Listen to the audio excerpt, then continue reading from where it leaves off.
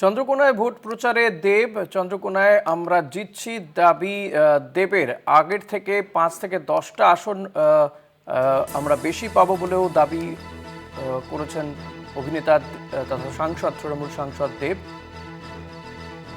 মধুসূদন রয়েছেন আমার সঙ্গে টেলিফোনে। মধুসূদন, দেবের এই নির্বাচনী প্রচারে কতটা সাড়া পড়ছে? একদমই দেখো ঋষিকেশদা, আজকে চন্দ্রকোনা বিধানসভার তৃণমূল প্রার্থী সূর্যকান্ত দোলয়ের সমর্থনে রামজীবনপুরে একটি রোড শো করতে উপস্থিত হন ঘাটালের সাংসদ দীপক অধিকারী তথা অভিনেতা দেব।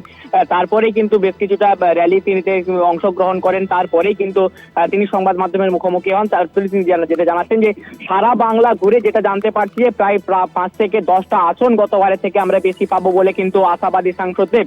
অন্যদিকে কিন্তু দেখো ঘাটাল কিন্তু একটা এই মুহূর্তে একটা চর্চিত একটা এলাকা, কারণ বিধানসভা কেন্দ্র গতবারে যে বিধানসভার কেন্দ্র ছিল সেটা কিন্তু বিজেপি দখলে ছিল ওই ঘাটাল বিধানসভা। সেই জায়গায় দাঁড়িয়ে কিন্তু এইবারে কিন্তু টানটান উত্তেজনার মধ্য দিকে কিন্তু উভয় পক্ষই কিন্তু প্রচারে নেমেছে। সেই কারণে কিন্তু ঘাটালের সাংসদ দীপক অধিকারী তিনিও যেমনটা বলছেন যে ঘাটাল আমরা জিতছি। 19 তারিখ তিনি কিন্তু ঘাটালে একটি রোড শো করার কথা রয়েছে ঘাটাল সাংসদ দীপক অধিকারী দেবের। তার পাশাপাশি আরেকটা বিষয় যেটা জানিয়ে রাখবো যে কয়েকদিন আগে কিন্তু মিঠুন চক্রবর্তী তিনি ঘাটালের বিজেপি প্রার্থী শীতল কপাটের সমর্থনে একটি রোড শো করেছিলেন।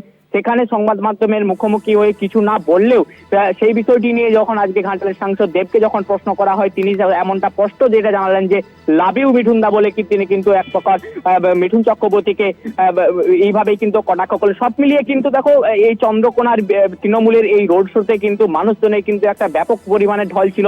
সব মিলিয়ে কিন্তু এই আর মাত্র কয়েকটা দিন বাদেই কিন্তু এই নির্বাচনের আগে কিন্তু জোর কর্মে প্রচার কাজে নেমে পড়েছে শাসক দল তৃণমূল। ঋষিকেশদা। ধন্যবাদ মধুসূদন। কথা বলছিলাম প্রতিনিধি মধুসূদন ভট্টাচার্যের সঙ্গে।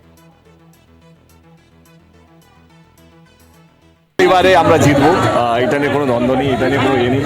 এই ঘাটাল মাস্টার প্ল্যান এতদিনের দাবি আমার মনে মুখ্যমন্ত্রী 2024-এ স্টার্ট করে দিয়েছেন এবং ঘাটালের মানুষ এইবারে তৃণমূলের সঙ্গে আছে এবং আমি খুব শীঘ্রই যাবো। দেখতেই পাচ্ছ আমি অনেকবার বলেছি দলকে আমাকে ঘাটালে পাঠাও, কিন্তু এখন দল বলছে এখন পুরো বাংলা জুড়ে ঘোরো।